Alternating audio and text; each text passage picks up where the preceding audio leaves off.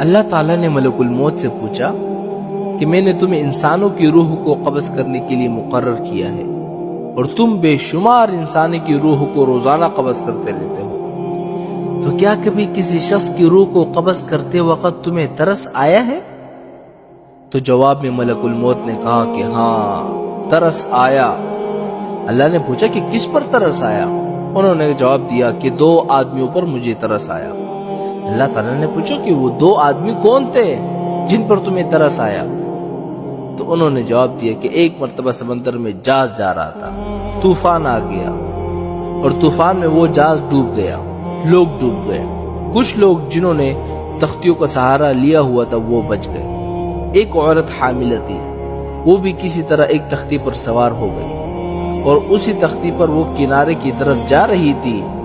اس کا بچہ پیدا ہو گیا، سمندر کے بیچوں بیچ اس کا بچہ پیدا ہو گیا۔ جب بچہ پیدا ہو گیا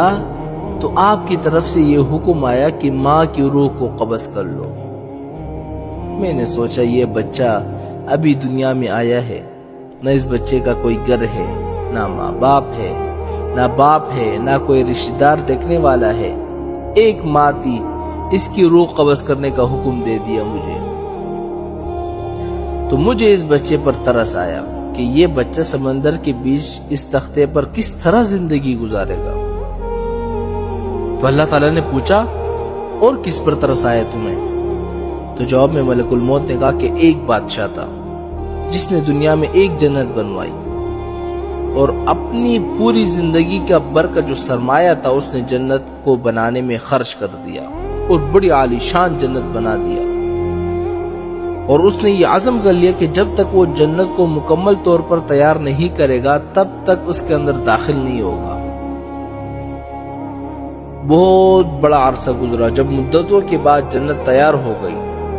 تو اس وقت اس نے جنت کے اندر جانے کا ارادہ کیا۔ جب وہ اندر داخل ہونے لگا اور ابھی اس کا ایک پاؤں جنت کے اندر تھا اور ایک پاؤں باہر تھا، اس وقت آپ کا حکم آ گیا کہ اس کی روح کو قبض کر لو۔